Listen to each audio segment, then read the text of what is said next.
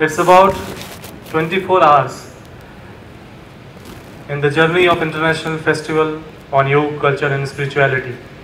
The 5th International Festival started yesterday, and since then, every moment, we are feeling a new zeal and enthusiasm on the faces of each and every participant of this festival.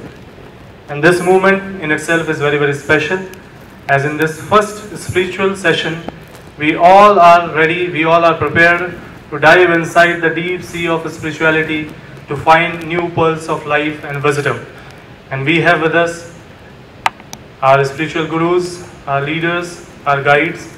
So proceeding further in this spiritual session, we would like to call on the stage our first speaker. Executive Leadership Counselor serving Doctoral Scholarship in Education, MA in Education and Master of Innovation Management, former Executive Government Official and Lecturer in Pedagogic. Through Educational Research, Executive Leadership Counseling, Yoga and Meditation is exploring the equilibrium between spirituality and materialism and corporate leadership. The focus of his work is to extend the limits of the human consciousness in the service of transformational and innovational leadership. On an individual level, his clinical practices is dedicated to support the process of awakening to the purpose of life and to perform learning in action and programs to fulfill the intentions of higher self.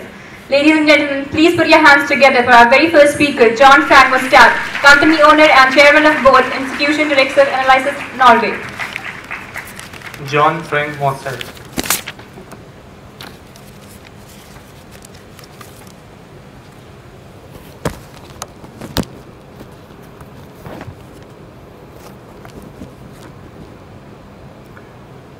Dear Chancellor, dear distinguished spiritual leaders, family, namaste.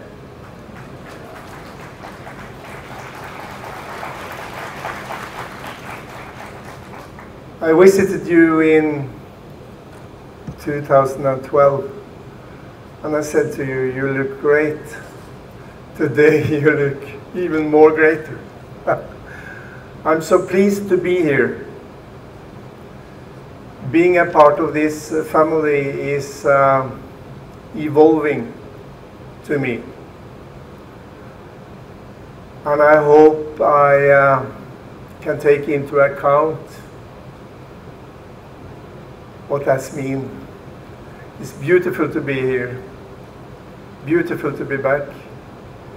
Beautiful to see all my friends and all my new friends, family members. Thank you for letting me come. Thank you for listening to me. What I will tell you is not presented on any PowerPoint, so you have to listen. What I'm saying is said now, and not giving in any PowerPoint. This is my way to speak to you.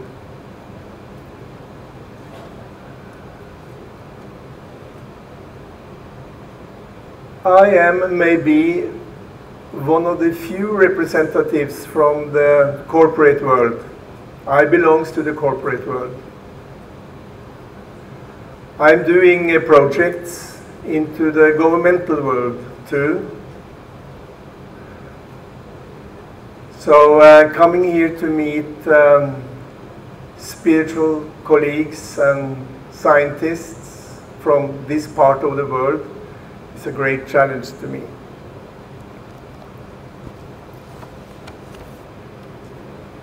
Since I visited you in 2012, much has happened to me. Much has happened to my work. When I got the opportunity to speak to you in 2012, I invited you to take part in the development of a new language of leadership. That leadership language is in first stage developed. It is tested, and it is on its way to get implemented in municipalities in Norway. I will turn back to that topic.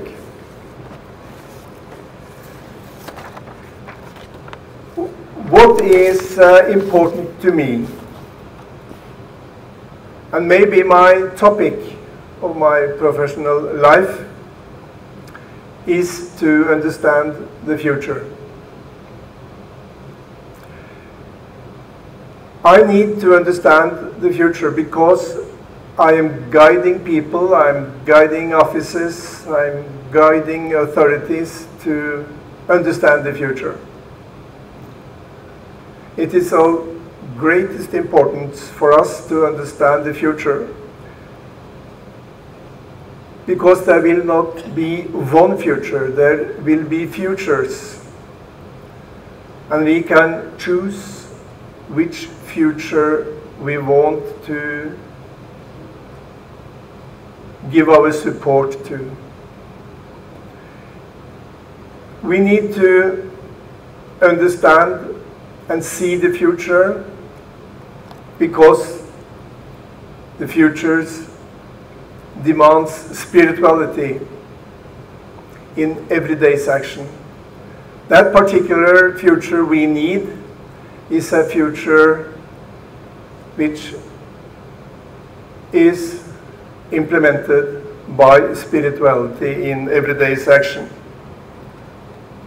And my vision for my life, within my limitations, is to support the development of spirituality in the preferred future, into everyday action. Therefore, I have, together with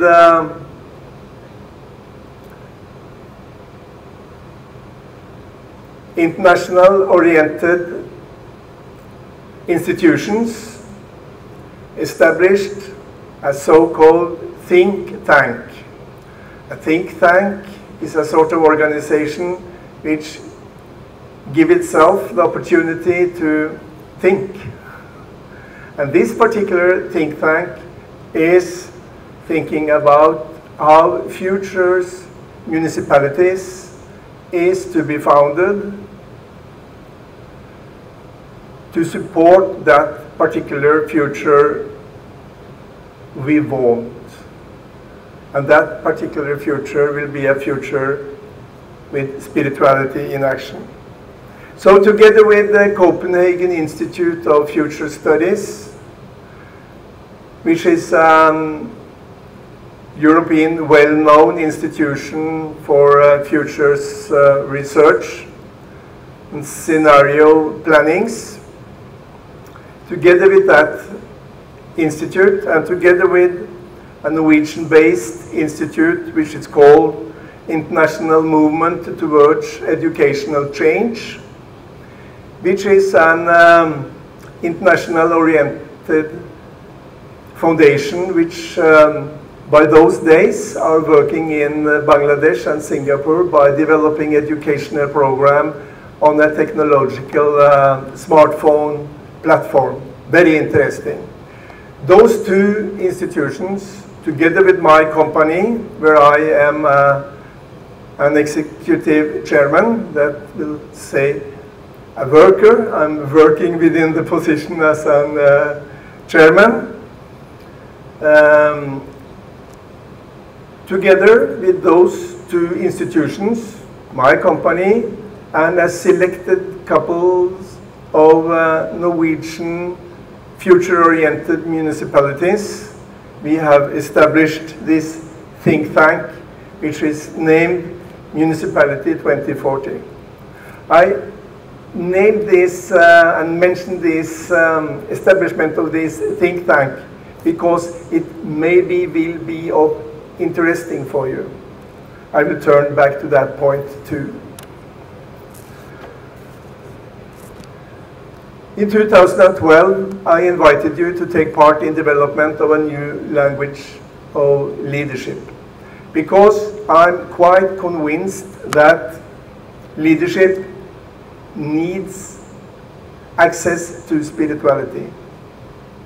There is a brisk demand of spirituality in leadership, and also in management, I will say, but especially in leadership, maybe all over the world, but especially in Europe, I think. We are living in a most physical, manifested world. We have no, what shall I say, direct, consciously connection to spirituality in our daily life. That has to turn. And in January 2012, before I came here in Eastern 2012 and before the third international festival, I got an order from the municipality part of Norway. Please give us a language that is turning its focus from measuring and control towards support and development. I was given this task in January. In April, I visited you and get inspired. In October, I visited you again, and I draw a sort of concept of the language. And today, I can tell you that the language is on its way. It is possible to withdraw force from leadership. It is possible. It is possible to withdraw force from leadership if we put spirituality into the room. You understand what I mean? I interpreted my order to create a language which not could speak forcefully, because measuring and control is based on force. So a language that is not focusing on measuring and control, but support and development, has to speak the language of source, spiritual language. So I withdraw all words and all grammatics from the language, the Norwegian spoken language, and trained the leaders to speak sourcefully. And it works. It works. We managed to set up 3 sorts of languages, or maybe dialects. We put up the language of intuition, which is the language that is capable to speak with hidden wisdom, hidden knowledge. We put up a language which we call the discursive language. That is the language upon the language. The language in which we discuss how to discuss and make contracts together in how to discuss. And we put up the third language, the analysis language, the planning language, and used a planning model which increased balance. Those 3 languages, the language of intuition, discourse, and analysis, form the new language of leadership, and it functions. And it's on its way to get implemented. This language is constructed not only in 3 dialects, if you want, but it is constructed in modalities. We have developed patterns and tools how to speak globally. That means how to speak in a way where man is beyond system. We need to speak to each other and about each other in a way that we put man over system. We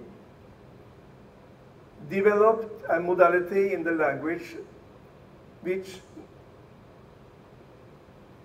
gives the language the capacity to speak sustainably. When we speak to each other, we can get tired. Through our working day, we can get tired. But in this language, we speak in a way that the next day we are refreshed and we are looking forward to meet our colleagues to speak again, because the language is sourceful. And the third modality is the feminine modality. I tell leaders, managers, leaders that management is the essence of the future's management and leadership is a feminine essence. It is about nursing. We have to learn from others how they nurse their children and how they raise their children, and put that into the language of management and leadership. This could probably be, you can probably think this is a dream, maybe, but it's function. So we have developed, we have evaluated, and we have started implementation of this language, which I invited you to take part in developing in 2012. So I know you have been with me. I am in contact with several of you. And your whole idea is supporting me. So, by listening to my colleagues earlier today, where I can see that this university maybe is establishing an Lithuanian Balkan section of spirituality, and the university also is asked to put up classical dance. I feel free to ask the university to put up a section of spirituality and leadership. What? Don't you think so? Do I hear yes? Yeah, fine. Okay, this is what I want to tell you. So I invite you to support me, to cooperate with me, to go further on, and to put ideas on the table on how we can get further on having spirituality into leadership. I have some possibilities. I'm living in the Northern Europe. I have some possibilities. I have some networks. And I need support. And you got the solution because you know what spirituality is all about. So, thank you for listening to me. And good luck to all of you.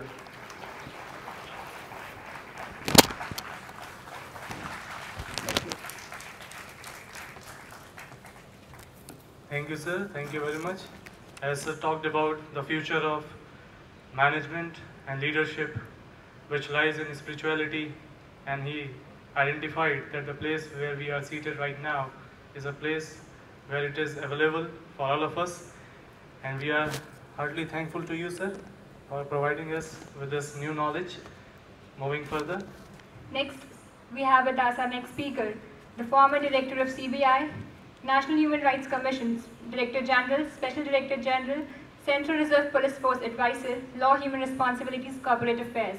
This personality is has received many awards, among which are Atma Jyoti Humanitarian Award, Rajiv Gandhi National Award for Harmony.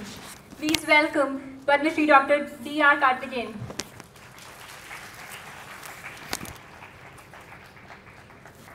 Namaskar, good evening to all of you.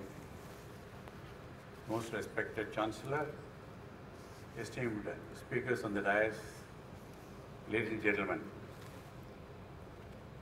Let me first convey my heartiest congratulations, appreciation, admiration for the way this festival has been organized.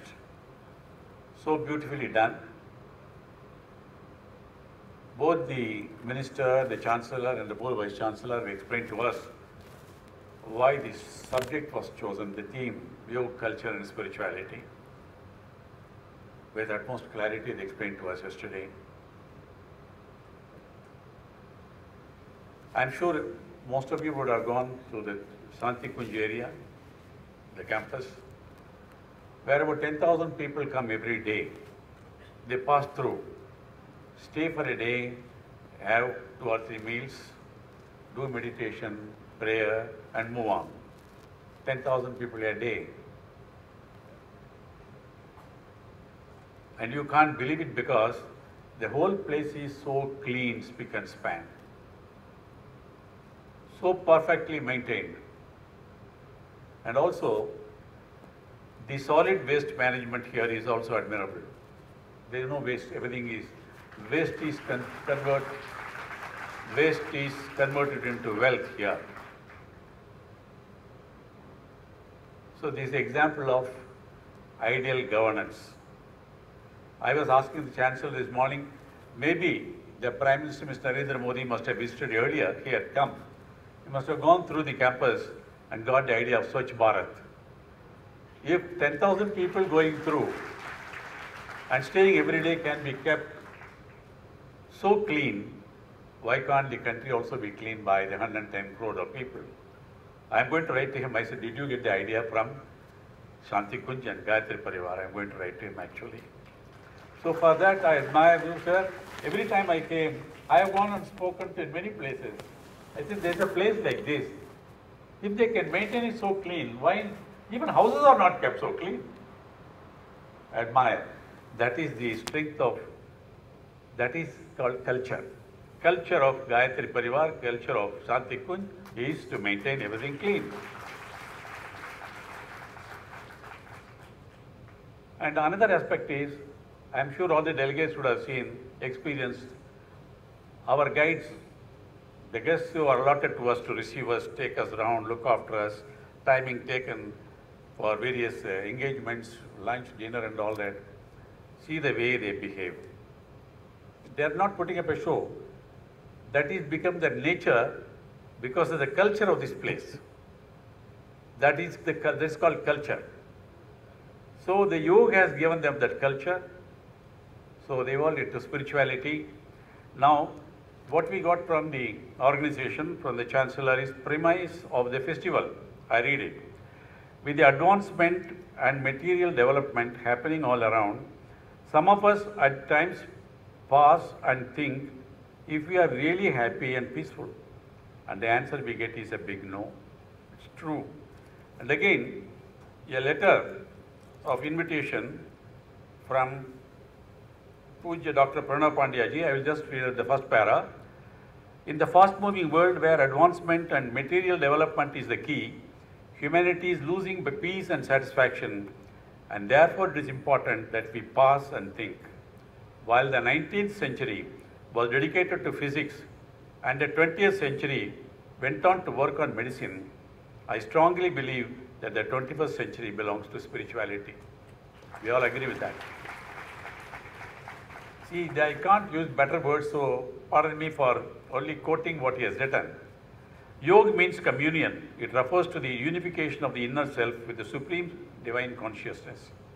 The ultimate aim of all yogic disciplines is the spiritual refinement. Spirituality is a deeper science based on the self-realization and transformation of the thoughts through intrinsically established and verified principles. Though its principal focus lies in the domains of the cosmic consciousness, and deeper cores of human psyche, it is as scientific in its methods as any other branch of the modern science. In spite of the advancement of technology in this age, the spiritual disciplines are not being subjected to the rigorous scientific investigation, which often makes skeptics question the success of yogic principles. So, they are all put through scientific experiments in this great institution of higher learning, which was, there's such a short time of about 12, 13 years, this university has attained much more than what universities which have been in existence for 100 years could not achieve. We have seen the last night the performance of the students, whether it's in the cultural programs or in the yoga demonstrations. Amazing, don't you think so? Don't you think they are the marvelous? This is the best I have seen, at least, though I keep going around the country. This is the best demonstration I have seen. So, sir, that means, the university here is living the way the great Master Acharya, Yug Purush, visualized this institution to become. So for that, please kindly accept our heartiest congratulations for making the vision of the great Master come true in such a short time. Now, as you have said, today the very survival of the planet, not only human beings and all life forms, but even the seas, the land, the mountains, and the very atmosphere is being threatened because of global warming. Global warming has taken place because the human beings in the last 100 years have been leading a life of consumerism and materialism. Too much of excessive and lavish consumption of everything has resulted in destroying forests, polluting waters, and poisoning even the air that we breathe. Also, the very existence of humanity on this planet is today threatened as never before because of proliferation of nuclear and other weapons of mass destruction. I am told there are 30,000 nuclear weapons in the hands of many countries. Explosion of even a few of them, either by instinct or by accident or by the terrorists or even by some egoistic and mad ruler, can destroy all life forms on this planet. It's a reality. Man cannot create even a drop of blood in the laboratory, in spite of all scientific and technological advancements, but he has acquired the capacity to destroy all that is created by the divine. Even if a portion of the amount being spent on researching and producing these deadly weapons of mass destruction are spent towards removing poverty, hunger, disease, illiteracy, and inequality, the world today would have been a more just, peaceful, harmonious, prosperous, and joyful place for everybody to live and celebrate. All this is happening because we have deviated from the path of yogic life, that is simple living and high thinking.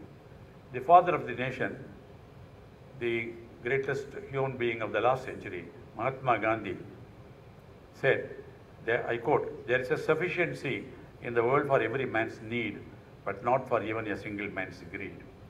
So the earth, the air, the land, and the water are not an inheritance from our forefathers, but on loan from our children. So we have to hand over to them at least as it was handed over to us. So yoga is a science of stilling what has to be stilled and alerting what can be alerted. It's a science to divide that which is not you and that which is you, to come to a clear-cut division so that you can see yourself in pristine clarity.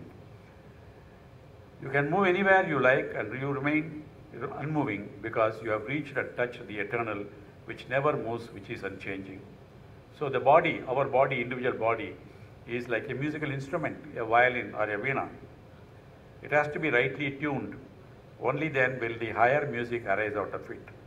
If the very instrument is somehow not in right shape and order, then how can we imagine or hope that the great harmony will arise out of it? So the solution is yoga. Why practice yoga? We won't practice yoga in order to be satisfied. If we are sincere to ourselves, we know that we have everything except satisfaction today. Some seekers feel that everything in life has meaning only when God comes first. They feel that God is the root. When they become one with the root, the source, then everything has meaning and everything is satisfaction. So the practice of yoga can lead us to this goal.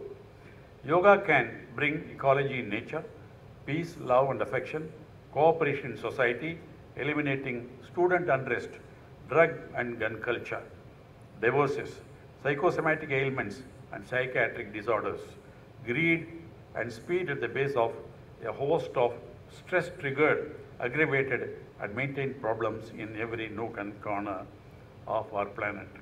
The effectiveness of yoga practices for treating ailments is getting support from research findings of medical researchers.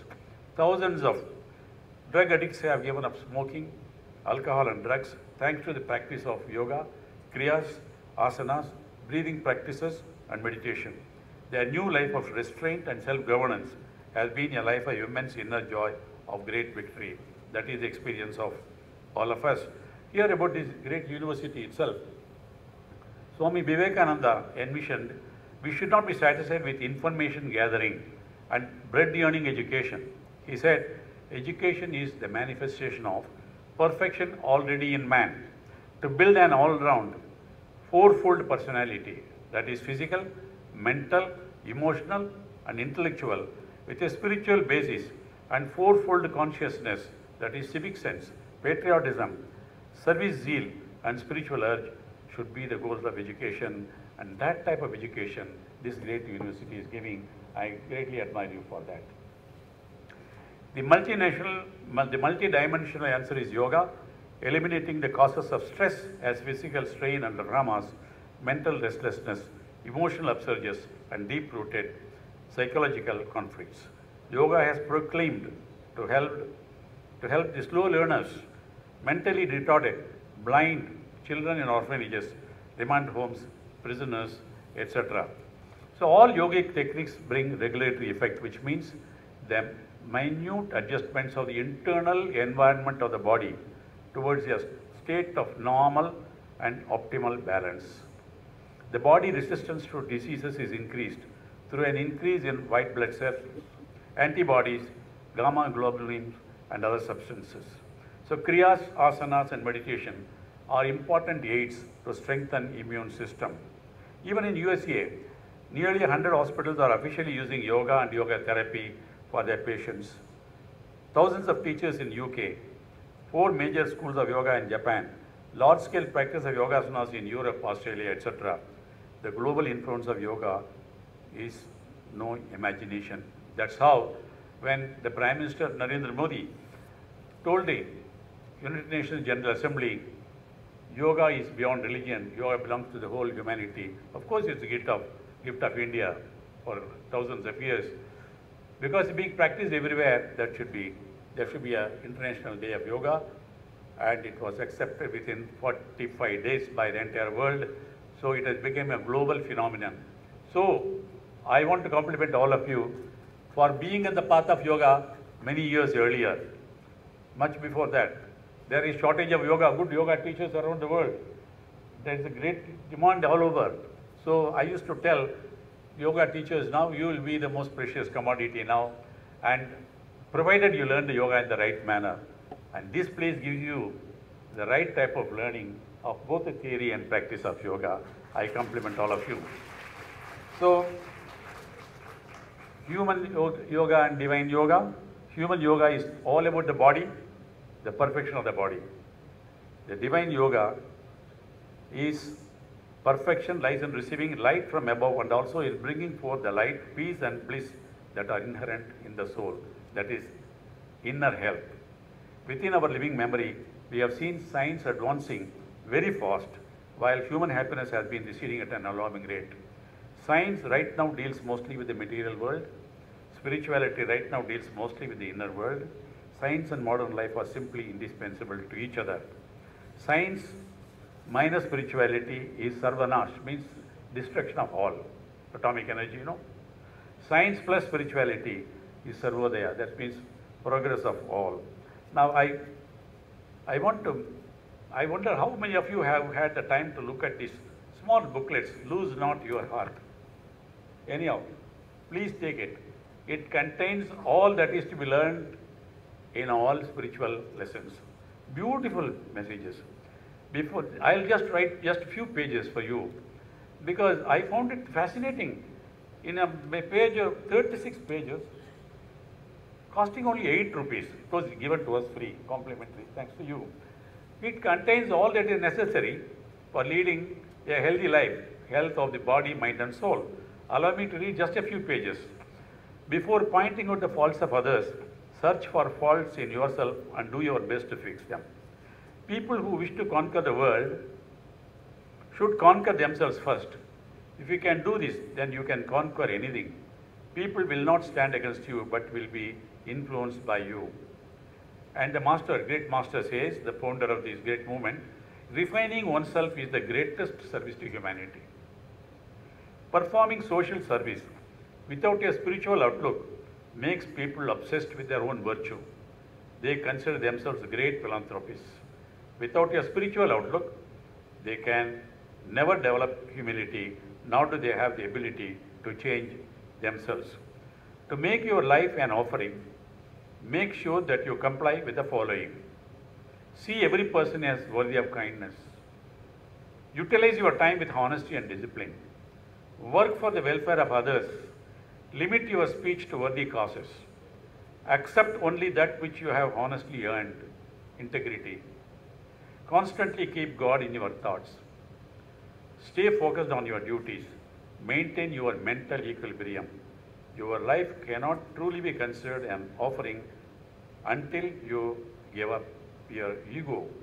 True happiness comes from focusing on one's duty rather than on shortcomings in others. Life is full of ups and downs. I'm sure it happens to each one of us. But we must always remain cheerful.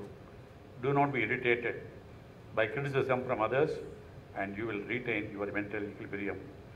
You must be prepared to face hardships in your life.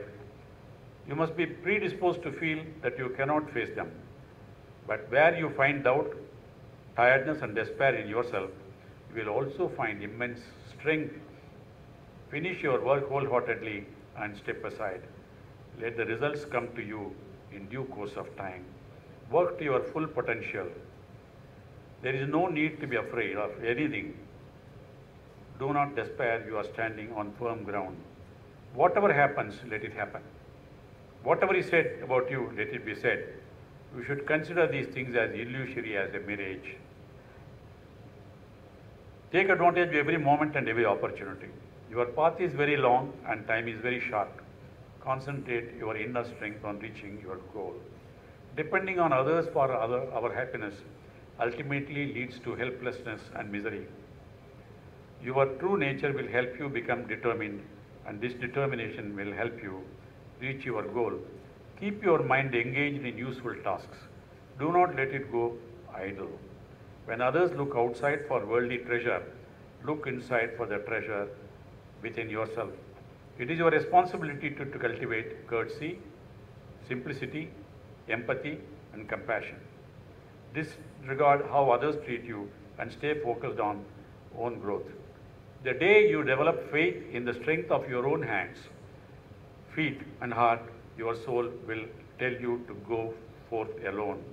Putting your life in another person's hands is like setting sail without knowing where you are going. Great men go far on their paths because they walk alone. Their inspiration comes from within. You know the master who founded this, he spent many years in jail, lot of hard work with frugal food. I was going to see in a small room with 2 beds and a prayer room. That's where this great man lived. He wrote 3,200 books.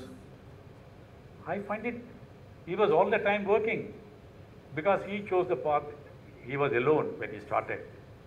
Then he was so sincere, so spiritual, so caring for others with compassion. Millions have followed. I'm told there are 110 millions or members of the Gayatri Pariwar, Great Pariwar. So when you depend on yourself, you are better able to realize your full potential. Believe in the strength of your soul. Awaken your self-confidence. You are your own friend and enemy. Live in contentment. I will only read 3 more passages and close, though everything is worth reading and listening to. It is only wise to be prepared for changing time. You should never feel conceited about your successes, happiness, luxuries or progress, because you do not know how long these will last. If they do not, there is no point in spending your energy complaining, despairing, or becoming angry. Use your time to think through the situation and devise a solution, or otherwise reconcile yourself to it. In the end, this will be more beneficial for us. Real intelligence comes from finding happiness in whatever is available with us today, and in this way, keeping our mental balance. Balance your thoughts and actions. When the mind is pulled in too many directions, it cannot accomplish anything. It becomes disturbed by half-completed tasks and runs out of control. When it is burdened with too many tasks, it cannot complete a single one. You quickly lose time, energy, and most importantly, temper. By limiting your tasks and organizing your thoughts, you will not be as likely to waste your energies, and you will be able to achieve greater success in the tasks you undertake. Before starting a task, saturate your mind with noble thoughts. This is the formula for worldly success. While we cannot change situations, we can change ourselves to accommodate a situation and remain cheerful. Do not keep expectations of others. Expecting that people will agree with us and do what we say causes mental stress and complicate our lives. The solution to this is to concentrate on our work and let others work at their own pace. We should never try to dominate anyone, and neither should we try to please anyone. In both these things, our valuable time and energy are wasted. What is the essence of great religion? The Master says, very in simple words, the greatest source of stress these days is a disorganized lifestyle. People are always rushing to complete things, and every moment of their day is occupied by thoughts of work. A healthy lifestyle must include time for rest and relaxation. This will enable us to reach our full potential. Therefore, it is necessary to organize everyday life so that this crucial aspect is included in the routine. In order to utilize our God-given capabilities to their full potential, we have to integrate honesty, discipline, self-control, and well-organized surroundings into our lives. The essence of religion is to enjoy performing duties and to face adversities fearlessly, and not what this madness is going on in parts of the world. First they started hating people of other religions. Now they hate people of their own religions of different sects. Madness is happening. Self-confidence and spirituality is very important. So we close with what is the purpose of life? We spend much of our lives trying to acquire food, shelter, and various sensory pleasures. We center ourselves around the body and activities associated with it. But if this is all there is to life, what is the difference between humans and animals? The Master is asking us. Since humans are the most enlightened beings, they also have greater responsibilities. So those who do not comply with these responsibilities of human life are not worthy of being called human. Ladies and gentlemen, there is also another book given, What Am I? I went through this whole thing last night and this morning. Amazing. If you don't have time to read any other book, just keep reading these 2 little books and try to follow them in our life. Our life will be individually happy. You will be happy family, happy society, happy nation, and we can create a world without war where there is peace and harmony and prosperity to everyone. Thank you. Namaskar.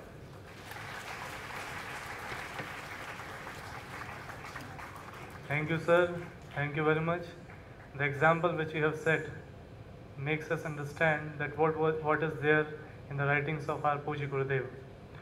Padma Shri Dr. D.R. Karthikeyan ji was initially into the investigation for Central Bureau of Investigation, but today, by sharing his kind words and experiences, he proved that while performing the duties of such higher level, he was also into the investigation of yoga, culture and spirituality. And that's why we can say that he was, he is, and he will be investigating in future also yoga, culture and spirituality. Once again, please put your hands together for his kind words. Moving on next, we have a renowned spiritual guru with us who began to practice yoga and meditation at the age of 6.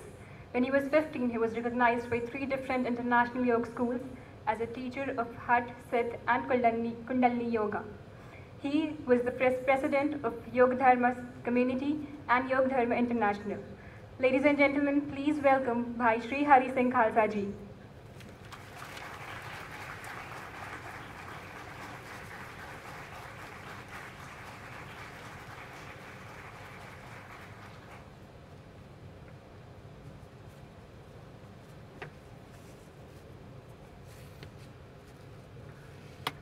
This is a very special moment when there is a campaign by spiritual guru Bhai Shri Hari Singh Khalsa ji, Mala for Peace.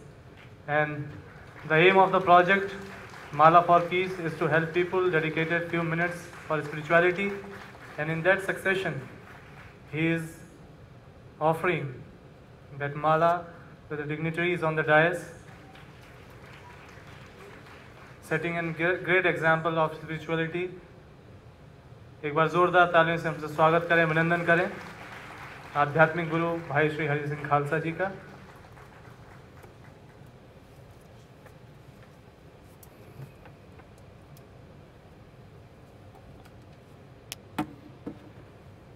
ओम भूर्भुवस्सुवः तत्सवितुर्वरेण्यं भर्गो देवस्य धीमहि धियो यो न प्रचोदयात्।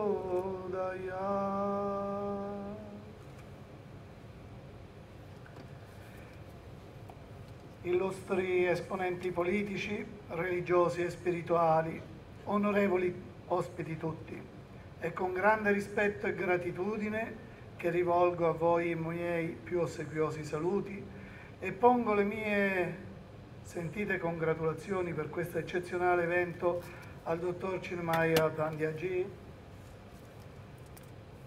a cui mi lega una profonda ammirazione. Vorrei inoltre rendere omaggio alla memoria del grande maestro Sriram Sharma Acharya e di Mata Bhagavati Devi Sharma.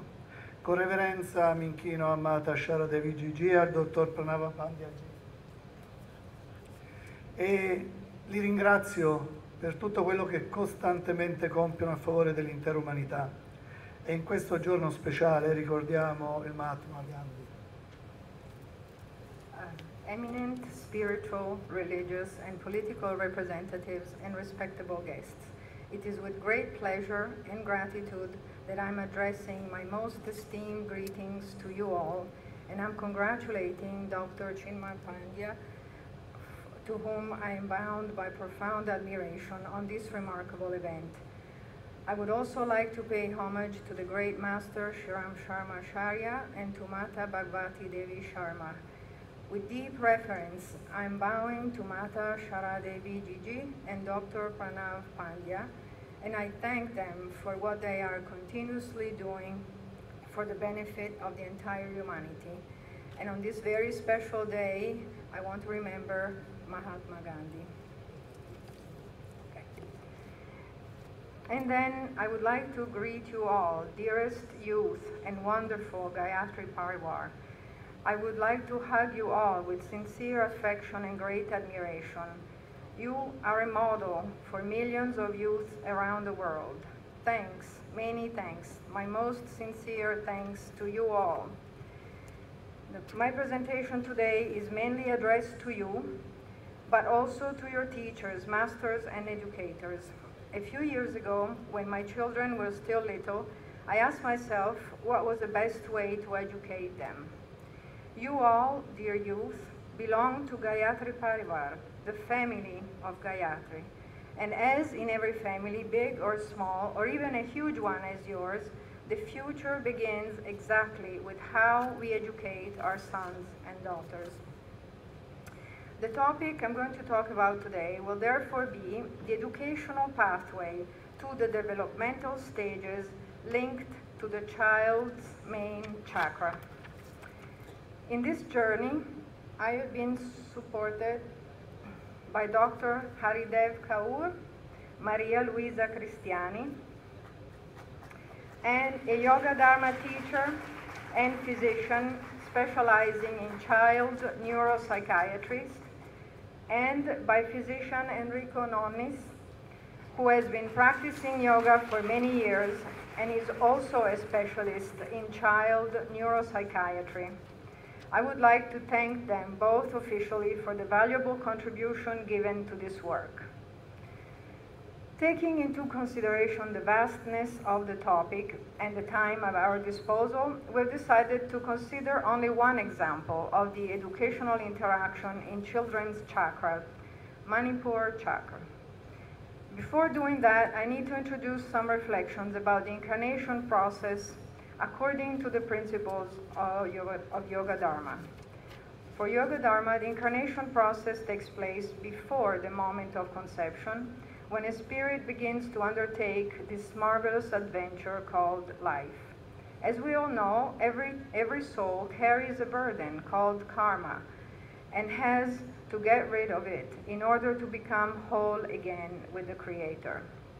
It is in this specific moment of the incarnation process that the child's soul seeks the social, geographical, cultural, and economical situation which best suits its condition. It is in this phase that the soul chooses its parents, who, by joining, will create second act of incarnation process, which is conception. For the first 120 days of pregnancy, the fetus travels an etherical state, and it is only on the 120th day of pregnancy that the soul roots itself into the fetus permanently. In Yoga Dharma, it is our custom to celebrate and welcome the new soul exactly on this day. From the 120th day of pregnancy until birth, the fetus is rooting its energy in the lower chakras, and then on the 9th month, Muladhara chakra is solidly developed and the child is ready to be born. Birth establishes the third act of the incarnation process, but the newborn baby is still energetically unstable and weak until the 40th day after its birth. Therefore, he or she must be protected by its mother's magnetic field, and she is expected to keep the child at a distance no greater than 1.5 meters from herself. On the 40th day, the baby is officially introduced to the community with joyful celebrations and rituals. Having mentioned this process very briefly, I hope the following insights will be more understandable. Okay. The child psychological development according to classical psychology. The argument between nature, intrinsic attribute of an individual, genetics, versus nurture, extrinsic attribute of the experience, environment, have livened the philosophical and psychological debate for centuries. Our behavior and personality development of an individual predetermined by our own genetic code or by the environment, culture. The Taoist diagram of yin and yang highlights the idea that opposites are in a steady mutual relationships. Opposites are generated together and remain tied together. The yin and yang dialectics highlights the opposites' union and their interpenetration. Therefore, the debate between nature and nurture is overcome by a dialectic vision of the two aspects. Just like the relationship between yin and yang, which merges the opposites of even better, says that their interpenetration, each influences and activates each other. Each theory can clarify an influence of the other, as none of the two exist without the other.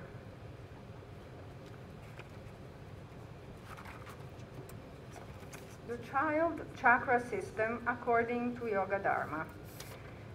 Chakra development phases in this table. The first chakra between 120 days gestation to 12 months of age. The second chakra, 6 months to to 2 years of age. The third chakra, 18 months to 4 years. The fourth, from 4 years to 7 years. The fifth chakra, 7 to 12 years. The sixth, adolescence. And the seventh, throughout life. On the right column, you can see that there are 7 principles of life which are connected with the different phases of development linked to different chakras. 1, to live. 2nd, to feel emotions. 3rd, to act. 4th, to love and be loved. 5th, to speak and listen the truth. 6th, to perceive. 7, to be aware. In this presentation, we will deal only with the development of the 3rd chakra, aiming to cover its remarkable role in child-caregiver relationship. In the 3rd chakra, the unconscious and instinctual states of the 2 lower chakra begin to come under conscious control. There are attempts at autonomy as an action of will. In this period, between 18 months and 4 years, a series of key stages for development of autonomy take place. The development of the child's 3rd chakra is connected to 3 main developmental changes. The emergence of a sense of self as an entity separate from the mother, the development and conceptualization of language, the development of space and time as concepts. These events give the child the chance to relate to the external world, to experience his or her own power, and as a result, also his or her own limits and boundaries, thanks to the caregiver. Therefore, the ego, personal identity, the sense of autonomy and will balanced by the will of others, and the sense of omnipotence restricted by a regulation and modulation principle previously external but now internalized, autonomy limited by modesty, shame, and doubt, will allow the child individual to experiment with possibilities for autonomy, movement, thought, and expression of will. The development of personal identity takes place through the harmonization of the 3rd chakra. Every action is supported by emotion. The effort of overcoming obstacles leads to an internal tension that drives the child to act. The immediate fulfillment of psychic and physical desire can be neither neglected nor postponed in this developmental phase. As a self-expressive need, it represents a powerful impulse towards self-realization and development. The emergence of completion of language in expression and in understanding render the child more receptive and open with respect to conceptual communication and more independent in communicating its needs and thoughts. A harmonious use of language is a result of a balance between the abilities of comprehension, elaboration, and individual expression. Language and motor ability, actions which include space and time, allow the child to develop the desire for free movement and to plan by way of imagination. The concept of time is still limited to the expectancy of fulfilled desire. Autonomy is essential for individual responsibility. To be able to perceive ourselves as independent, separate, and individual means to have the ability to take responsibility for one's own action. Desire feeds will. Conscience provides with the will with shape and direction by way of intentionality.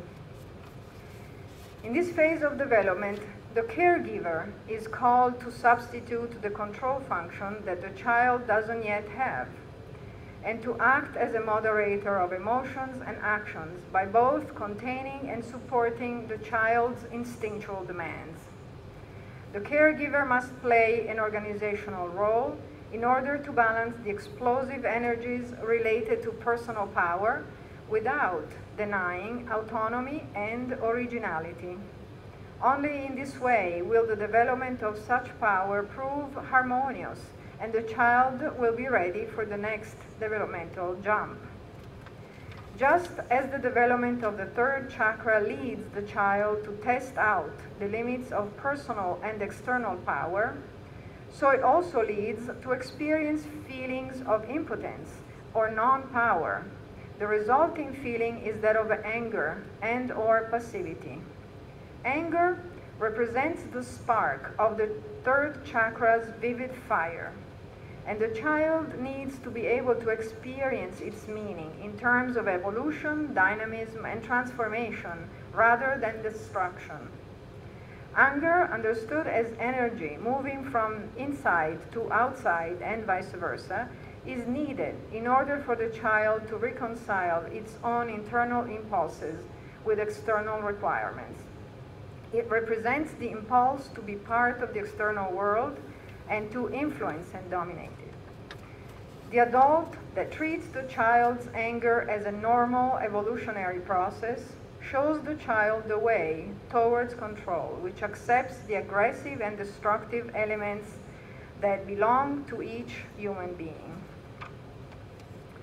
Through this process of acceptance and control, the child begins to integrate light and shadow and learns to transform the spark of anger into the bright flame of will and self-realization. In every phase of chakra development, it is vital as educators to be aware of the developmental timing of the child and to carefully consider the specific innate energy of the child-caregiver relationship. Indeed, every child is born with its own karmic inheritance and will manifest unique psychophysical skills and characteristics. It should be kept in mind that the development of the child's third chakra brings the adults face to face with their own past experience of power, authority, personal responsibility, and autonomy. Both states lead to dysfunctional behaviors and health problems in the child that will also continue into adulthood. Trauma and violence in third chakra development. Chakra development is also influenced by negative experiences, such as physical pain, physical and psychological abuse, childhood trauma, social and environmental conditioning. All these factors will influence harmonious functioning in adulthood. These factors are abusive authoritarianism, use of instrumental and active punishment, over-responsibility, hyperstimulation or sensory deprivation, shame, broken will. Abusive authoritarianism, cultural conditioning, societal, familial, educational, which denies the child's basic instinct, represent a trauma that becomes dramatic when strategies of physical and psychological violence are used and will is suppressed. The consequence in adult years are the taking away and deformation of interiorized authority and the suppression of personal agency. Use of instrumental and active punishment. The attempt to keep behavior under control by nullifying free will through punishment conditions the sense of self. Our actions are no longer authentic because they are driven by fear. Consequence, negation of ego and personal authenticity. Over-responsibility. This condition occurs when a child is given a level of responsibility inappropriate for his or her age, both in a chronological but above all emotional sense. The child experiences a pervasive sense of inadequacy. Consequences, destruction of self-esteem. Hyperstimulation and or sensory deprivation. Hyperstimulation gives the child more energy than he or she is able to handle. Consequences are hypersensitivity, hyperactivity, and aggression. Deprivation as the lack of basic determiners in upbringing and affection. Consequences, isolation, sense of inadequacy, and emptiness. Shame. Shame is the result of almost any kind of abuse: inappropriate responsibility, neglect, abandonment, excessive criticism, violence of a sexual, emotional, or physical nature. It is represented by a sense of guilt. The third chakra has a profound connection with ego development, and therefore the sense of shame and the sense of self become fused. The child doesn't consider his or her actions to be faulty, but rather him or herself. Consequences: detachment from physical and emotional experience. Broken will. Through will, we create the world we desire. A feisty and determined child is more difficult to educate. The imposition of an absolute authority inhibits the emergence of a separate identity. As a result, the development of will, self-esteem, personal responsibility, and freedom are all undermined. Consequences: passive-aggressive, manipulative, and dependent behavior. Conclusions. In conclusione, tutto ciò che ci aiuta a comprendere meglio il quadro energetico dello studente, non soffermandoci alla superficie, all'effetto, ma scavando più a fondo, fino a rimuovere la causa primaria delle disarmonie energetiche nei chakra. Ed ora, nel salutarvi, cari ragazzi e cari educatori tutti, vorrei che ci ricordassimo sempre che un bambino è come un foglio bianco su cui scriviamo il futuro dell'umanità. Se sosteniamo i bambini, sosteniamo il destino di tutto il genere umano. Educare correttamente un bambino equivale a creare un futuro di pace, amore e prosperità su tutta la terra. In conclusion, all this helps us better understand the energetic situation of a student, not at a superficial level, but at a deeper level, until the primary causes of energetic disharmonies in the chakras are removed.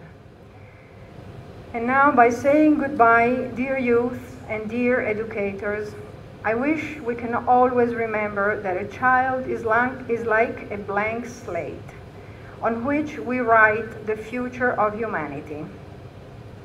If we support the child, we support the destiny of the entire humanity. Educating a child correctly means creating a future of peace, love, and prosperity on the entire earth. Thank you very much. Shanti, Shanti, Shanti.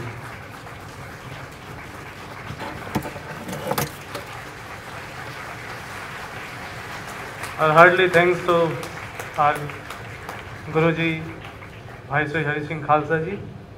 We are recently joined by the Mayor of our Haridwar, Shri Manoj Garg Ji. We welcome him in the premises of Sanskrit Vishwavidyalaya.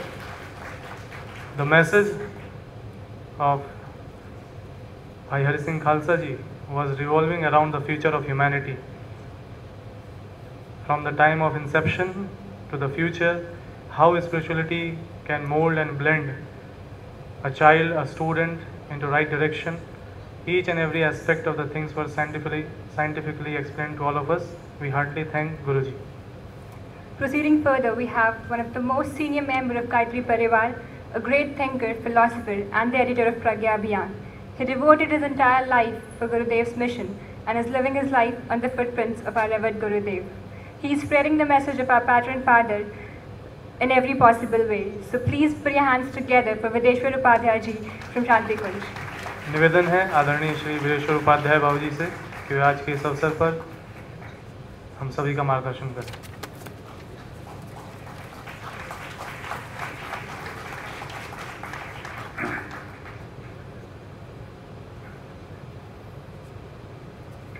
ओम विश्वानि देव सवितर दुरितानि परासुभ यद्भद्रं तन्न आसुभ. ओम शांति शांति. Honorable guests on stage and before us, very very welcome to all. सबको नमस्कार, सबका अभिनंदन. बात अभी चल रही है, योग, culture and spirituality, as a subject of pleasure, that on the every stage and in the different areas of this world, the peoples are working for it very deeply. They are connected with the aims of the future of the humanity. परम पूज्य गुरुदेव ने जो बात कही है, भविष्य की बात सबने कही। गुरुदेव ने एकमात्र बात कही अभी जो सर कह रहे थे कि ये ग्लोबल वार्मिंग का क्या होगा और ये जो हमारे अंदर क्राइम्स बढ़ रहे हैं उसका क्या होगा। लगता कुछ नहीं होगा, लेकिन उस समय जब ये ग्लोबल वार्मिंग की बात आई थी, गुरुदेव ने उसी समय कहा कि जो डिवाइन प्लान है वो लागू होगा, ये जो मनुष्य की गलतियां ये ठीक होंगी। Spirituality has to come up from the every phase of the life, और we are seeing all it कि हर जगह कॉर्पोरेट में भी, इसमें अपने स्टूडेंट लाइफ में भी, बच्चों के लिए अभी खालसा साहब ने जो बताया कि future of the age they are childrens, भविष्य, समय का भविष्य बच्चे हैं। और मैं बड़ी विनम्रता से निवेदन करना चाहूँ, बहुत अच्छा वर्क किया है उन्होंने। भारतीय संस्कृति ने जो बच्चों की संस्कार परंपरा डाली है, उसको अगर वो एक दफ़े स्टडी कर सकें, हम उनको दे सकें, we will try to supply the guidelines for it. बच्चों के लिए जन्म के पहले से लेकर, ये भारतीय संस्कृति है कि जन्म के पहले से, जैसे सर ने कहा कि गर्भ में बच्चा सीख रहा है, तो गर्भ से सीखने के, गर्भ के पहले से जन्म के पहले से लेकर के और मृत्यु के बाद तक लाइफ को संस्कारित कैसे किया जाता है। परम पूज्य गुरुदेव ने ये संस्कार परंपरा को बड़ा वैज्ञानिक और जन सुलभ बना दिया है। जो हमारी संस्कार की सिद्धांत है उसमें से उस पर वर्क किया जाए तो it will help lot of in this progress. बात योग की आ रही थी और स्पिरिचुअलिटी की। जब हम योग में जाते हैं तो अभी एक्सप्लेन किया कि अगर हमको जुड़ना है, कम्युनियन की बात कही, तो विद द सुपर, तो योग भी यही है। एंड द स्पिरिचुअलिटी, वी से the spiritual science, you all will like to quote of Vedic Rishis' words.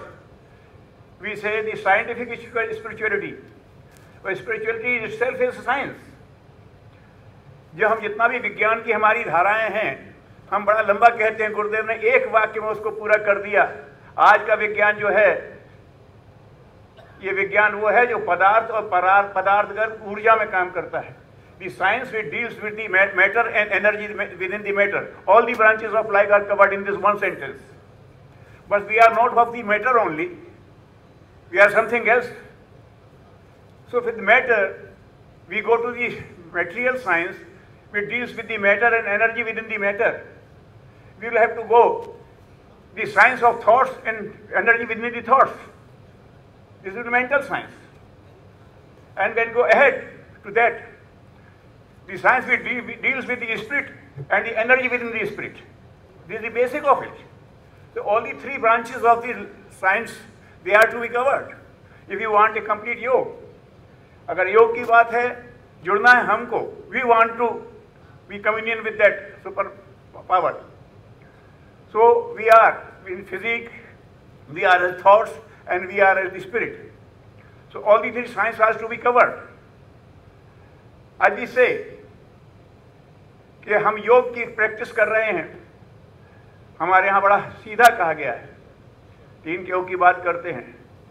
अगर हमें कर्म योग करना है, कर्म के माध्यम से by action you want to communicate with that, तो हमारा ये जो साधन है, हमारा जो ये यंत्र है, ये ठीक होना चाहिए, हमारा फिजिक ठीक होना चाहिए। If we are doing yogic exercise और हम ये सोचते हैं कि योगिक एक्सरसाइज से हम मजबूत बन जाएंगे और फिर लोगों को ओवर पावर करेंगे तो फिर ये योग एक एक्सरसाइज नहीं है। There must be a concept, हमें उसके लिए काम करना है, इसलिए उसका दिया इंस्ट्रूमेंट ठीक रखना है, यहां जाकर के योगिक एक्सरसाइज होंगी, हर चीज उसके साथ जुड़ी रहे। इफ वी थॉट, हम विचार से बहुत तेज हो गए, लेकिन जितने गड़बड़ घपले करने वाले हैं सब तेज विचार वाले लोग ही हैं, विचार उनका बहुत अच्छा है। So thought should also be in communion with that. All these candles are being wet the very thoughtful persons, they do it. तो हमें देखना पड़ेगा, अगर कर्म को जोड़ना है तो कर्म योग होगा, विचार को जोड़ना है तो ज्ञान योग होगा, और भावनाओं को जोड़ना है तो भक्ति योग होगा। All are to be connected with that. तो अगर योग में जाना है तो हमारा जो अस्तित्व है, इस अस्तित्व के जो कम से कम in 3 dimensional world, we should have to do the 3 parameters of our life, the physique, the mental and the spiritual. ये तीनों हमारी धाराएं हैं। तो अगर हम इन तीनों धाराओं को लेकर के चलते हैं, और इसको हमें तीनों को उधर से जोड़ना पड़ेगा, इसके लिए हमारे ऋषियों ने बहुत सारे सूत्र दिए हैं। और मैं अभी हमारे कार्तिकेयन साहब ने गुरुदेव की एक छोटी सी पुस्तक में से कुछ वाक्य पढ़ के दिए, और ये कहा कि 2 किताबें, हारिए ना हिम्मत और मैं क्या हूं, इसको भर पढ़ लीजिए। मैं आपसे एक और निवेदन करता हूं, गुरुदेव ने एक लिखा है हमारा युग निर्माण सत्संकल्प, इसमें सिर्फ 18 सूत्र हैं ऑन दी 18 सेंटेंसेस, और इसमें क्या हो सकता है, अभी मैं आपसे जो मैं 3 धारा कहीं, इसके जो 3 शुरू के हैं, इसके 3 वाक्य जो हैं, 3 सेंटेंसेस, ये आपके योग के तीनों धाराओं को कवर कर लेते हैं। आप सुनकर के देख लीजिए। हमें स्पिरिचुअली अगर ठीक होना है तो उसका सूत्र है, हम ईश्वर को सर्वव्यापी और न्यायकारी मानकर उसके अनुशासन को जीवन में उतारेंगे। वो सर्वव्यापी is everywhere and he is a perfect discipline. If we obey his discipline we worship him. बैठ के पूजा कर ली और मनमाना करते हैं, इसमें वर्शिप। लेकिन अगर हम उसके साथ बैठते तो एक सूत्र है, ये आपकी चेतना के स्तर पर, जिसको हम कहते हैं कि स्पिरिचुअल योग, उसको आपको यहाँ से ले जाएगा। आपकी चेतना के परिष्कार का सूत्र है, हम ईश्वर को सर्वव्यापी न्यायकारी मानकर उसके अनुशासन को जीवन में उतारेंगे। ये हमारे हिस्से में आएगा। दूसरा आता है थॉट्स की तरफ। अभी जो कहा clean India, clean Shantikunj, that's all right, but what about the clean heart? That should be covered in their. गुरुदेव कहते हैं मन को कुविचारों और दुर्भावनाओं से बचाए रखने के लिए, the wrong thoughts and non inspirations, इनसे बचाए रखना जरूरी है।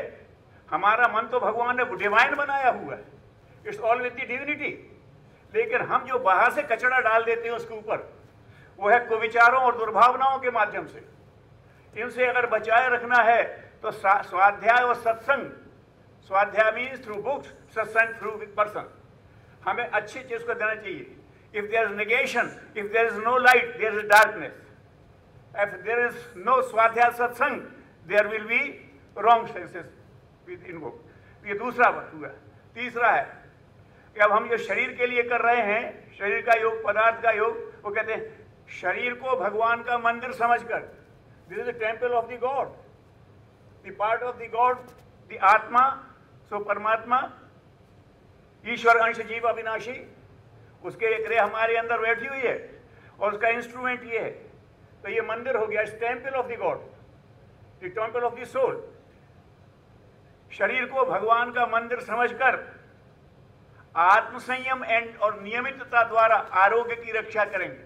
भगवान ने हमें सही बनाया है, हम उसका कुयोग से चले जाते हैं। अभी जो योग का हुआ था उस पर हमने लोगों ने भी यहाँ से एक छोटा सा दिया था, उसमें एक ही बात कही थी कि अगर सबके लिए सुगम और समग्र योग, दी योग for everybody easy and complete, अगर इसको करना है तो आप जाइए, कुयोगों से बचिए, सुयोगों से जुड़िए।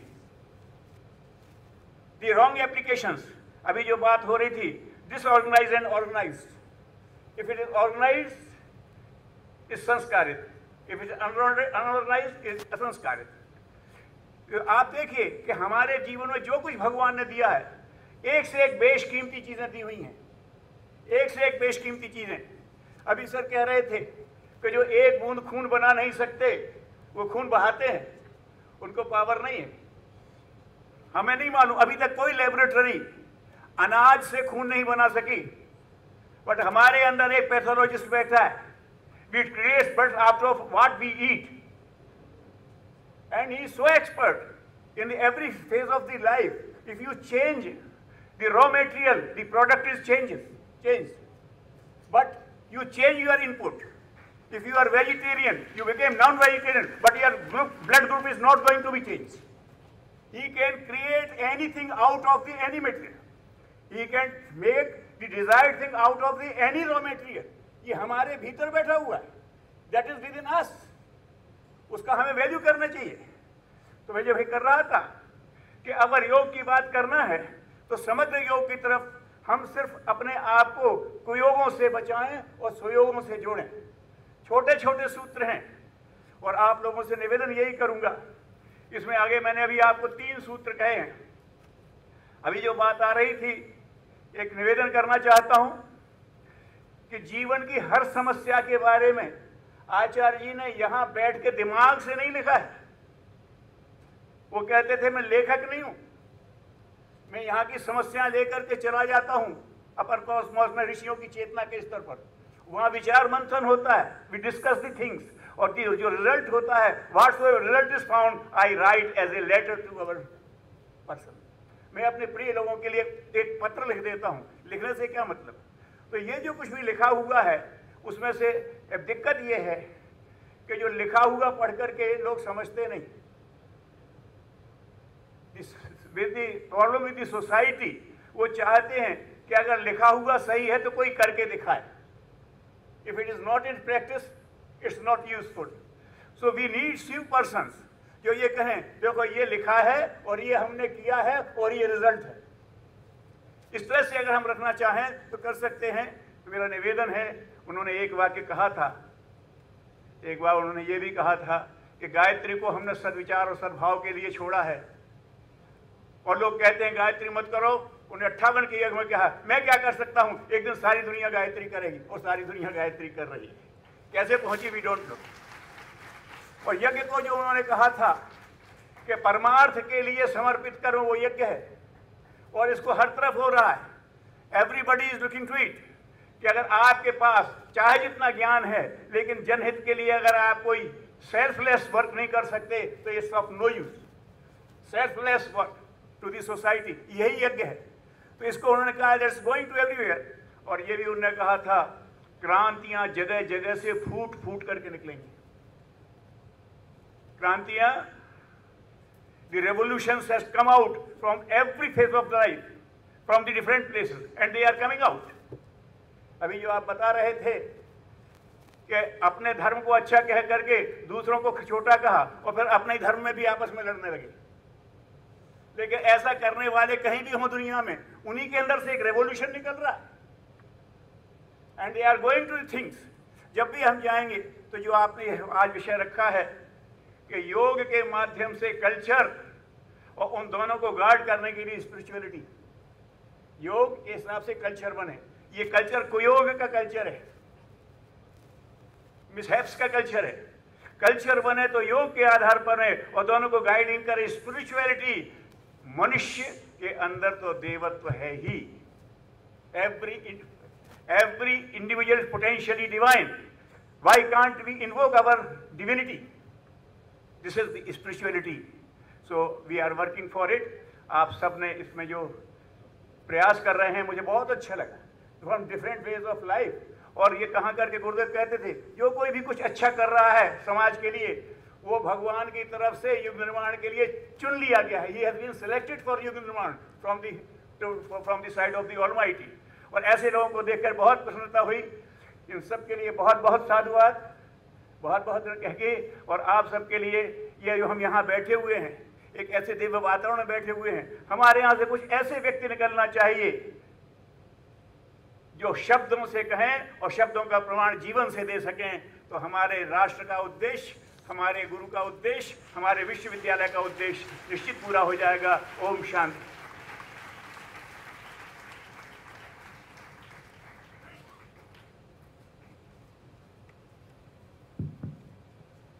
Ladies and gents, my dear brothers and sisters, right now our senior most member of Gayatri Pariwar, Vishwavidyalaya Pandya told you a few things about the manifesto of the Yug Nirman, the reconstruction of the new era. I want to tell you, Bhai Hari Singh Khalsa ji is going to translate it in Italian also, and which he told me when I told the summary of his speech to Bhai ji, and Bhai Shri said that he will translate it into Italian, and he will try to disseminate it all over the Italian community, whosoever. There is one more book which I like to convey to Master, that is the Yug Sanskar Paddhati. Because what you said about the development of the infant, the children, from 0 to 4 years of age, that was unique, and how to identify the various phases of life, and how at that level only, if you correct the child, the development will be good. Our Gurudev has told about our 12 sanskars throughout the life to be done. 2 more, birthday and marriage anniversary. So all these sanskars, they do wonderful thing. Actually, they change the life of the people. Whatever formulas he has told us, his formulas and the mantras can be made by us. We can translate them into mantras in our own way. That they may be from Islam, or they may be from Christianity, they may be from any religion, but the meaning will be same.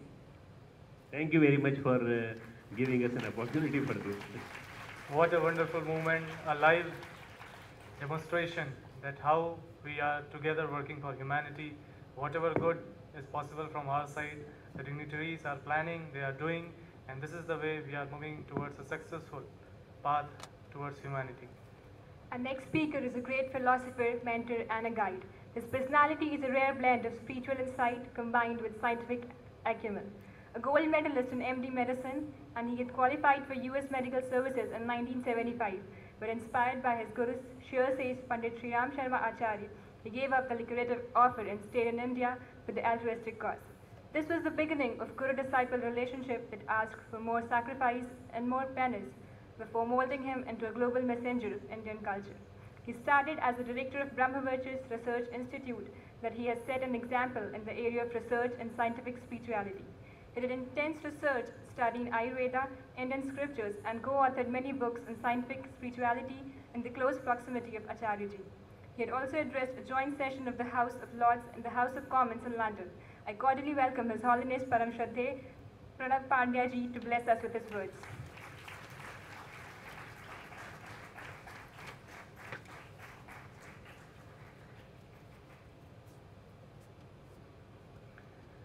May I request all of you to sit erect, and we can just recite Gayatri Mantra once more. The meaning of the Gayatri Mantra in short is, may Almighty illuminate our intellect to righteous path. वो परमात्मा जो सबका परमात्मा है, वह हम सबकी सद्बुद्धि को सन्मार्ग की ओर प्रेरित करेगा, श्रेष्ठ मार्ग पर चलाए. ओम भूर्भुवः स्वः तत्सवितुर्वरेण्यं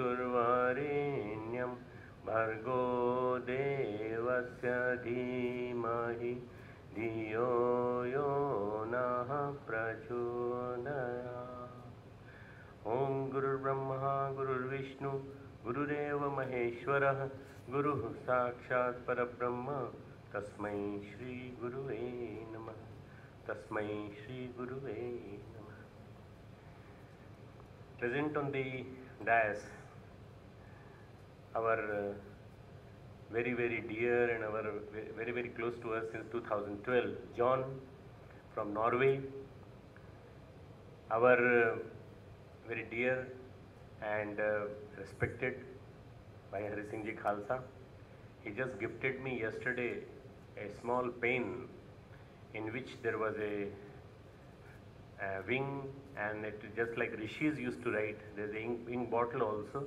So I am going to write my next writings by that pen. So I am very, very thankful to Bhai Hari Singh Ji Khalsa for that wonderful gift of sages and seers of our Indian culture. Dr. Karthikeyan Ji, who is one of the most renowned person who has traveled all over the country, and he is attached to, I think, more than 50 and 100 perhaps institutions and many organizations he is attached to, and he is spreading the message of harmony, spiritual harmony, and which is what he is himself a spiritually evolved person. He saw the good qualities here, and we appreciate him for his appreciation of the cleanliness of this particular campus, not only outer but the inner cleanliness also. And he has been with us since last about 8-10 years. We have been meeting him and we have been talking to him. Respected Vireshwar Upadhyay Ji Bhai Sahab, who is our senior most brother, who has guided us. When he was here, then we used to come from our job and we used to come and get guidance from him in Shantikunj. When we left the job and came to him, then he guided us as per instruction of Gurudev. So I consider him as a master's representative given to us to guide us. He is 80 plus, and I see in him a visionary person, a person who has really done a lot of studies of our Indian culture, and he is deeply involved in our mission's basic philosophy and the future of the mission. What should be the future of the mission? We keep on talking to each other, and we keep on mixing with all our junior members also. Respected Sharad Pardhi Ji, respected Manoj Garg Ji, who is the mayor of this city, and I consider him as the first citizen of this city. So he has come on behalf of Ganga Ji, and he has come on behalf of the whole Haridwar city to welcome all of you. So Manoj Garg Ji, Sandeep Ji, our very well learned and very young person who has taken over the responsibility of the registrar of this university, and the most dynamic person, my son Chinmay Pandya. I had taken his name in the last. Chinmay. All the present brothers and sisters, all who are present here since yesterday's our inaugural session. We have been talking about the yoga, culture and spirituality. Yoga and culture has been very rightly explained. The spirituality is something which needs to be explained a little bit more in detail. Being spiritual means bringing our excellence from within. The excellence has to be brought from within. We are born as a human being, but we are practically animal being, because animal being sanskars are all dominating on us. So we have to become from animal being to human, and for becoming an animal being to human, the spirituality helps us. And when we are indeed spiritual, gradually the worldly things, when the child, as Khalsa Ji, Hari Singh Bhai Khalsa Ji told us, the child comes on this earth and he starts getting enveloped by various outward things, and he starts getting polluted by many things. So that is the right age to give sanskar, to give the sacramental rites, to give the vibrations, to give the engrams, spiritual engrams to him or her, so that he or she becomes the right citizen of this country or any other country of the world. This particular part of the becoming from animal being to human being is at the stage of the being born, when you are born. Surrounding, enveloping us is very polluted. You know, you are living in a capitalistic, you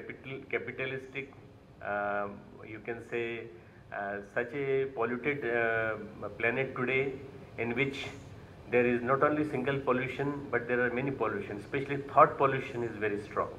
And that thought pollution has to be combated, because if that is not controlled by the spirituality, enhanced spirituality, then nothing can be done for the human being. Humanity will be destroyed in few years. We become semi-spiritual gradually, and we become non-spiritual gradually by the influence of the materialistic world outside. The materialistic world lures us, attracts us. Spirituality takes us away from this luring and attraction and all these things. So basically spirituality is the need of each person. Spirituality is requirement of each and every being. Spirituality, if we define, is the highest stage of consciousness, highest state of consciousness. Consciousness, when it is refined and when it is at the highest supreme level, to merge with the ultimate, is the spirituality. If that spirituality is in any religion, I'll bow to that religion, I'll respect that religion. But if that spirituality is not there, and there is only dogmatism, there is only rituals, and there is nothing else, then there is no point in worshipping that religion. The Almighty, you can say the Supreme Self is controlling all of us through spiritual process, through spiritual vibrations. And today we are passing through an era which is really in a very transitional phase. We are passing through a particular period in which there is going to be a vast change throughout the world. As I told you yesterday, that we are passing through the great moments of change, Parivartan ke Mahan Kshan. And these great moments of change are going to bring in people they are going to bring a lot of changes in their being also, their thinking also, their feelings also, their emotions also. All these things need to be changed. Today is the day which is special because we remember two personalities, Gandhi and Shastriji. To 2nd October, both of them were born very humbly, politely. Lal Bahadur Shastri, who was our first Prime Minister after the Jawaharlal Nehru's demise, then he took care of the defense of this country. And when in the Indo-Pak war, he was the person who looked after the welfare of the country. But you know, the best quality of that person was that in height he was very small. He was very small, about 5 feet. But his spiritual ideals and qualities were such big that he is still remembered as the best Prime Minister we had in our time in last 40 years. That Lal Bahadur Shastri was born on 2nd October, and he lived a life of Brahmin. A Brahmin is one who cares for others more and he cares for himself less. He had only 2 dhotis and 2 kurtas. I am wearing 1 dhoti and 1 kurta. This is dhoti kurta, this is Indian dress. He had in his bank account only 345 rupees when he died. Today, millions and millions of rupees and the dollars, and they are deposited with politicians. This is an example to all the politicians how an honest Prime Minister can control the whole country through his honesty and through his spirituality. So Lal Bahadur Shastri, I'll consider him as a spiritual person and a great person.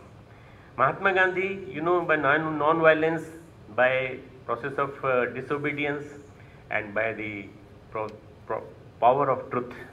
The truth should be maintained. Truth should be the supreme power.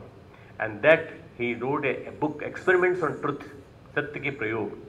He was born on 2nd October, and he wanted this India to be very clean India. And for that, our Modi ji got an inspiration on this very day, last year, that 1 year has passed, that the Clean India campaign. And you can imagine it's like a viral process. It's a viral phenomenon. It is spreading everywhere. You cannot prevent it. Karthikeyan ji very honorably has given the example of Shantikunj being very clean, the university being very clean. But you know, this is all because of the volunteership. This is all because of the inner will, inner vigor, inner vitality, that you feel that your surroundings should be clean. If each and every person of the country starts feeling like he's in Shantikunj, this world, this India will become clean. Throughout the India, you will find the clean. This means we want the globalization of Shantikunj each and everywhere. You don't find the dirt anywhere outside. But I'm talking of our country, India, because of the overpopulation and because of the concept being wrong about the surroundings, they are making it unclean. This cleanliness concept was given by Gandhi, that our country has to become clean. And those persons who are making it clean, they are Harijan. They are the followers of the God, they should be worshipped. So he used to worship those people, Harijans, those who are doing the cleaning process. That time there were no scientific instruments for sanitation like the what we have today, and today we have got so many instruments, so many things, so many setups. In our campus, we have the biodigester system, and through biodigester system, the bacteria, they destroy the whole thing, and nothing is polluted in the atmosphere, nothing goes in the atmosphere. I think this process has to be globalized. It has to be spread all over the country. Then there will be no open fieldification, there will be no other things which are happening because of the process. So I think we remember today the qualities of Gandhi, qualities of Shastriji, because they were a spiritual person. Spiritual dignitaries are to be worshipped today because we are talking about spirituality. One person's name comes in my mind as a Buddha, Gautam Buddha. When he was very young, he and his brother, co-brother, both were playing together, and his co-brother Devdatta, he shot an arrow in the sky, and he killed a duck which was flying. A bird which was flying, it died and it came down. Siddhartha was the name of the Buddha in the beginning. Siddhartha went there and took out the arrow, and he started weeping. Why did you kill this bird? What sin this bird has committed? And ultimately, he tried to give the dressing and everything, and ultimately by his compassion and love, that bird started moving gradually. And Devdatta said, what I did was to be done by Kshatriya. Kshatriya means those who kill others. That is what his definition was. He was the embodiment of love, and he was the embodiment of power of spirituality. He became Buddha after the learning that everyone has to die, everyone has to become ill, everyone has to become old. These three truths: illness, the aging process, and death. These three things are real. So he said, everywhere there is misery and misery and misery. There no solution has been found till now. So what should we do? We should find the solution. And the solution is nirvana, moksha. And moksha through what? Through spirituality, through spiritual development of self. And he gave us the solution. Wherever the Buddha's vibrations are there, the peace is there. So spirituality brings peace, serenity, composed atmosphere. And you know, when spirituality comes to you, it enters you and pierces you from each and every part of your body like this, then it brings three very good things. It brings in you your smile, your cheerfulness, number one. Number two, it brings in you a better health, a best possible health. If you are spiritual, you will be healthy. And third is security. Security from anybody. Security from the calamities, security from surroundings, security from the people, sense of security. These are the three things which are the boons of the spirituality. Relaxed, tranquil all the time. The spiritual person is always relaxed and always relaxed. Our Gurudev gave us 4 principles of spiritual development. For spiritual development, he said, if spirituality will come to anybody, it will come as a pratibha. Pratibha is wisdom with enlightenment. Wisdom with enlightenment. How it will come? It will come in the 4 forms. First is enhancement of the capabilities. Capacity development. You develop your own capacity and let it become a big pot. Make your heart big like anything. Swami Vivekananda used to say to his fellow disciples that my consciousness is enlarging. In 1895-1896, he said to his co-brother Abhedanand that, Abhedanand, I am going to leave this body. Hey, you are so young, you are just 35, 32, 33. No, my consciousness is spreading like anything, it is enlarging, and it cannot be contained in this body. I want to be voiceless without form. I want to spread everywhere. I want to spread like a karuna, like love and affection and compassion. And he left his body in 1902 at the age of 39 years and 6 months. So number one is enhance the capability. You enhance your capability. Second is enlightened personality. Your personality should be refined. You should see all aspects of your personality. Is there any deficiency? Is there any deficit in your personality? Try to correct it. Personality deficits are, I tell you few things which will tell you practically how to enhance your personality. There are 4 things: sensual desires to be managed properly, time to be managed properly, thoughts to be managed properly, and monetary resources to be managed properly. These 4 management. Through these 4 management, you enlighten your personality. Third was managerial effectiveness. Managerial effectiveness. As John Boston has said about the managerial power in the think tank and the all global world, it will come through only spirituality.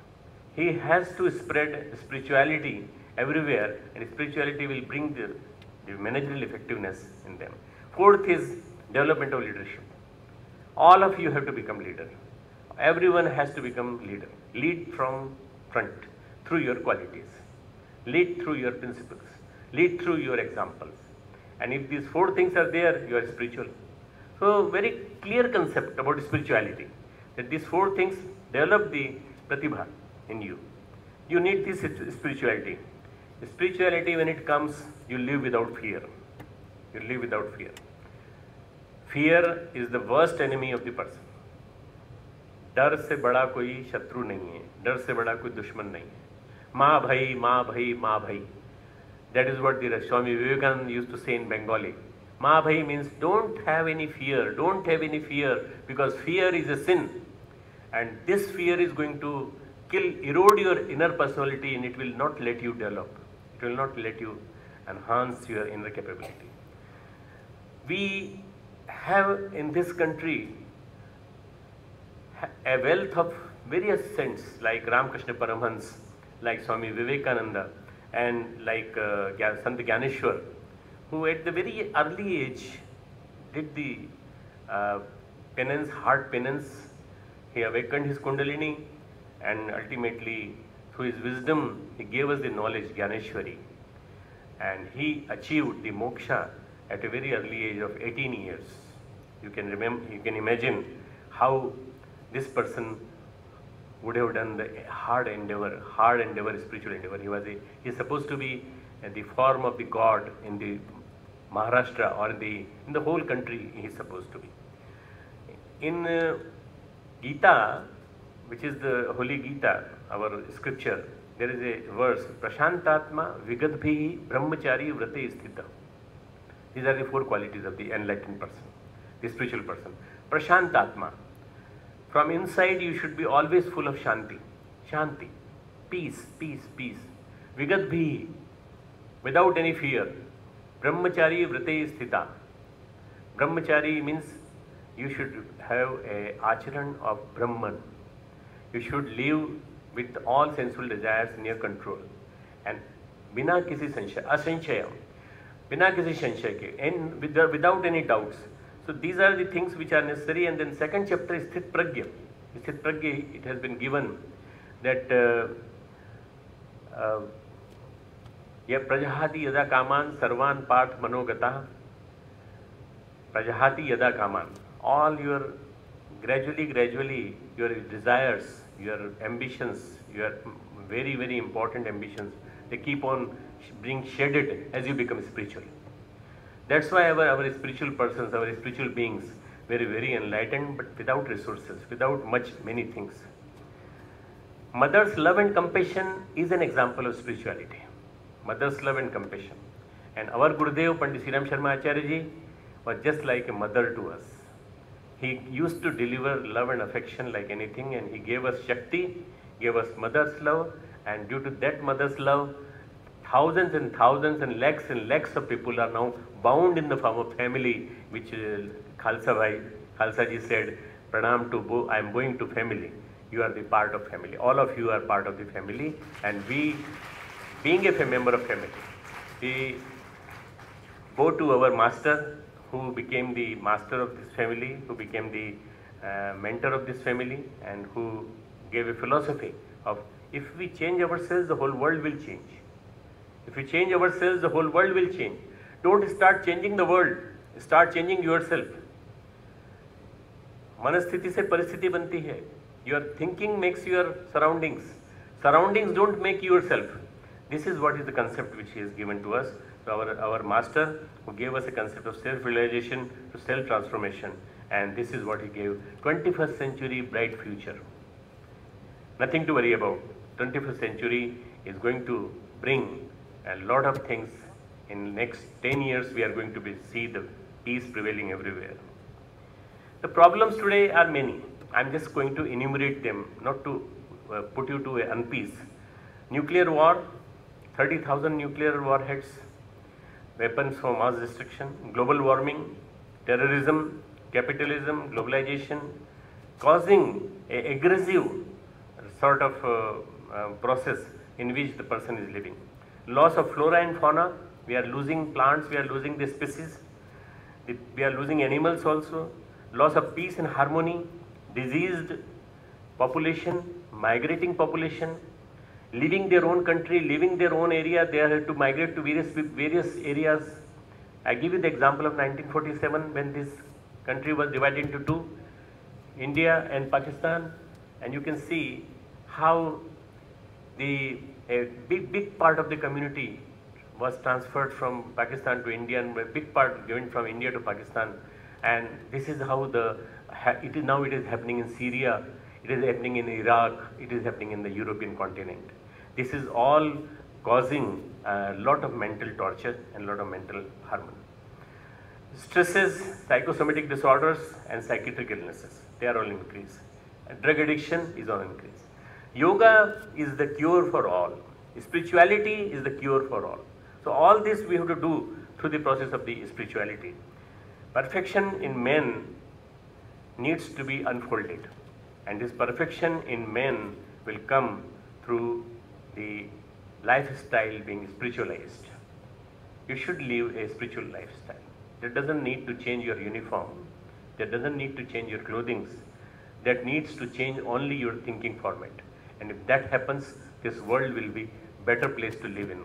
I'm thinking about next 10 years, 20 years, I'm thinking about the coming generations, and they should live in a very, very safe, very peaceful, very tranquil, very spiritualized surroundings, and this is the future of tomorrow. And Gayatri Pariwar envisions bright future for the coming era through the yoga, culture and spirituality. Thank you very much for listening to me.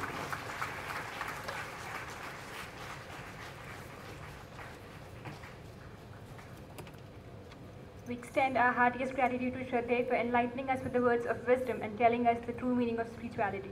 It has really enlightened the spiritual being inside us and taken this learning session to the next dimension. Moving further, now it's time to felicitate our guests. So I would like to request Shraddha Dr. Saab to kindly felicitate the dignitaries on the dais with the memento of this 5th International Festival on Yoga, Culture and Spirituality.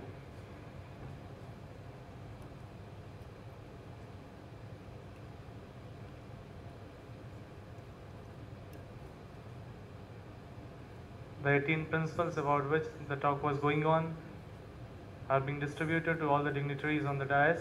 And now we request our Shraddha to kindly felicitate Bhai Shri Hari Singh Khalsa Ji, President Community Yoga Dharma Italy, by the memento and the books of Acharya Shri D.R. Karthikeyan Ji, Shri John Feng Mostad Ji, Shri Manoj Garg Ji,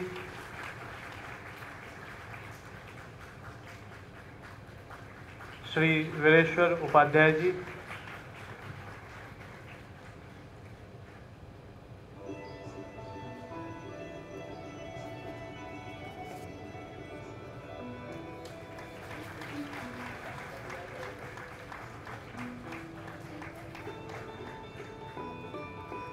And now, in the final part, I would like to request all the dignitaries on the dais to kindly come forward, as in this moment we are going to flag off the World Peace March. So I request all the dignitaries to come forward, as the World Peace March, the representatives are coming here on stage with various flags, and this World Peace March is being flagged off by the dignitaries on the dais by the flags of Yuga Nirman on this very, very special day. You can see our international students and the representatives are moving ahead with this World Peace March. Please put your hands together for this, because at 6:15 you will witness a World Peace March in the premises of Mahakal, which is being flagged off by our dignitaries on the dais on this auspicious occasion of the World Peace Day, World Non-Violence Day.